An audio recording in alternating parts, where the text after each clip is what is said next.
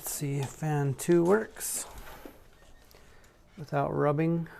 Man, if this rubs, I'm just gonna put a for sale sign on it. No, I won't.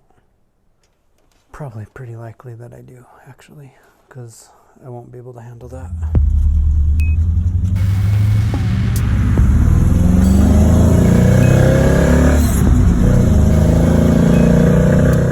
Finally got the radiator and fans put in, and that was a beast. I had to cut the brackets that hold in the radiator and refabricate them so it would fit a little bit tighter so the fans would clear. Now, time to do a fan test to make sure they don't rub.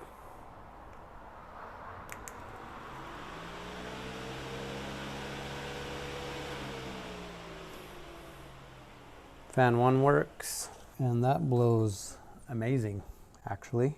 And let's see if fan 2 works without rubbing. Man, if this rubs, I'm just gonna put a for sale sign on it. No, I won't. Probably pretty likely that I do, actually, because I won't be able to handle that. Oh, can you imagine if this rubs? I'm gonna go crazy.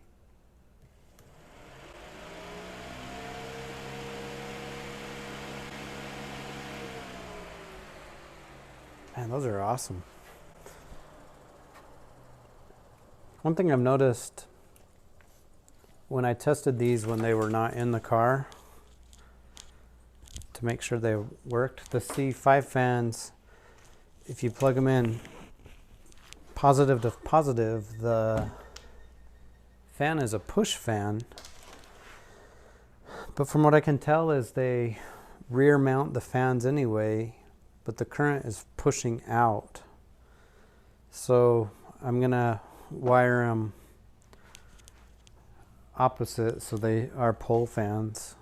And man, they're really powerful fans.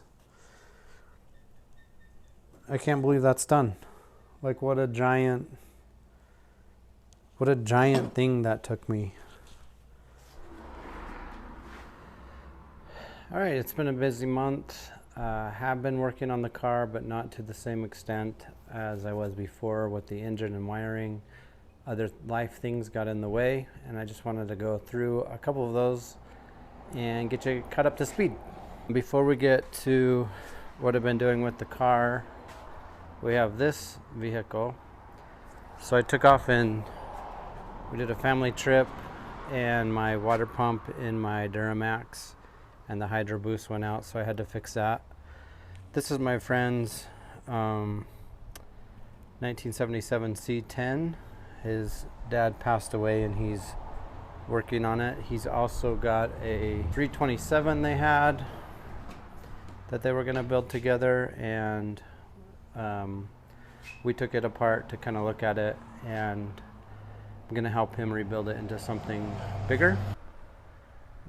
The 327 had rust in 2 cylinders, so he has to get it bored out. So in the meantime, he's gonna learn how to build up this engine.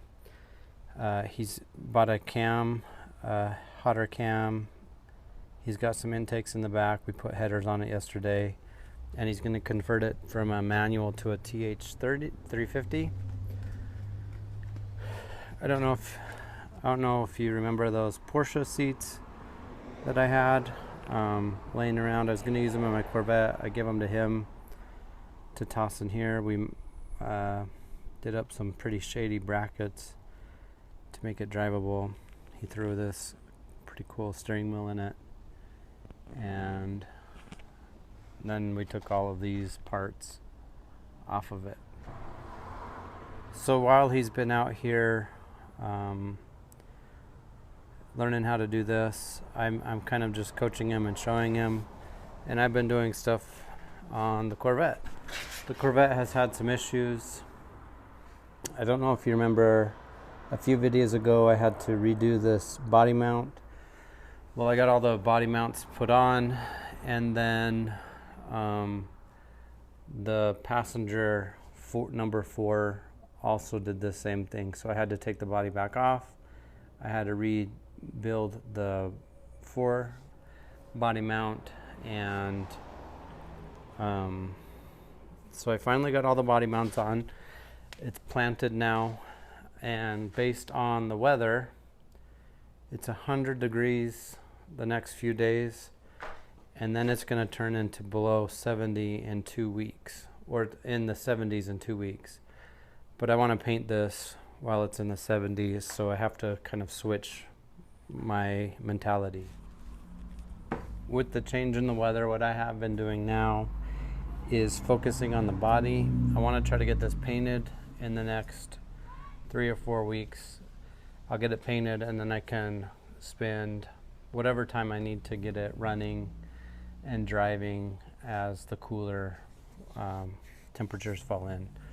So I had, by sanding this, I have weakened this structure. Last year I weakened this structure for this, and I had like a 5-inch hole right here.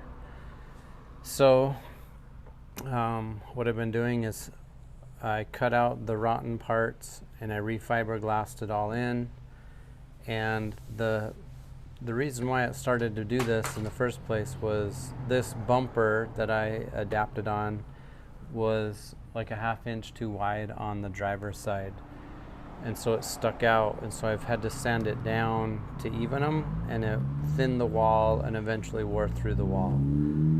So I went back and I